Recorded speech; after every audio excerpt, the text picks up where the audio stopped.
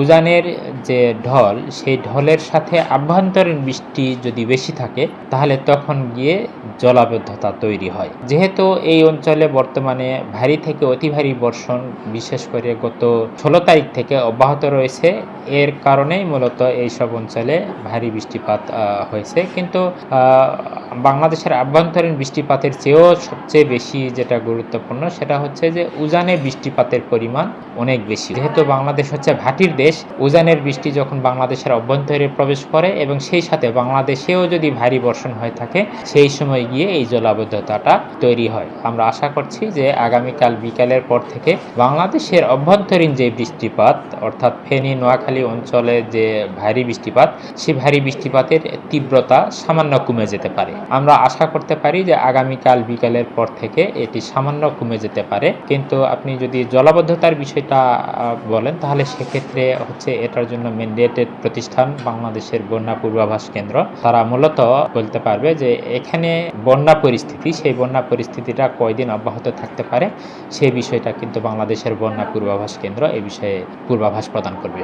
আমরা কিন্তু বরাবরই বলছি উজানে যদি ভারী বৃষ্টিপাত হয় বাংলাদেশে যে জলাবদ্ধতা, সেই জলাবদ্ধতা বলেন আর বন্যা বলেন, সেইখানে বাংলাদেশের আভ্যন্তরীণ বৃষ্টিপাতের যে ইম্প্যাক্ট সেটা মোটামুটি 8 থেকে 10%। উজানে যদি ভারী বৃষ্টিপাত হয়ে থাকে তাহলে সেক্ষেত্রেই কেবল কিন্তু বাংলাদেশে অভ্যন্তরে এরকম স্থায়ী জলাবদ্ধতা বা বন্যা যাই বলেন এ ধরনের ঘটনা ঘটে থাকে। বাংলাদেশেও তো অনেক সময় দেখা যায় যে বিভিন্ন বাঁধ ভেঙে তার যে নিম্নাঞ্চল, সেই নিম্নাঞ্চলগুলি প্লাবিত হয়ে থাকে। এখন ওইখানে বাঁধ ভেঙেছে কি ভাঙেনি সেই বিষয়টা আমরা এই বিষয়ে অবগত নই।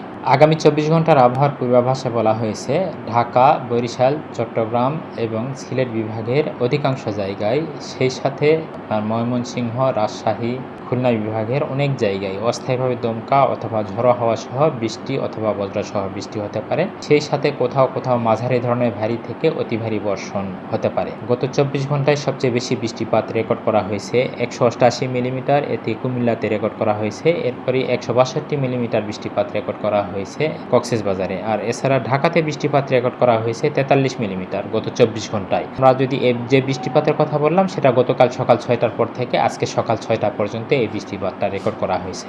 আর এছাড়া আজকে সকালেই অর্থাৎ আজকে সকাল 6টার পর থেকে সকাল 9টা এই সময়ের মধ্যে বৃষ্টিপাত রেকর্ড করা হয়েছে চট্টগ্রামে 55 মিলিমিটার, রাঙ্গামাটিতে 71 মিলিমিটার, কক্সবাজারে 55 মিলিমিটার। অর্থাৎ আমরা যদি বৃষ্টিপাতের যদি আমরা তুলনা করি তাহলে সারা দেশের মধ্যে দেখা যাবে যে চট্টগ্রাম, কক্সবাজার, রাঙ্গামাটি, বান্দরবন, কুমিল্লা, ফেনী এইসব অঞ্চলে মোটামুটি মাঝারি ধরনের ভারী থেকে অতি ভারী বর্ষণ হয়েছে এবং আমরা আশা করছি যে এই অতি ভারী বর্ষণ আগামী 48 ঘন্টা পর্যন্ত অব্যাহত থাকতে পারে।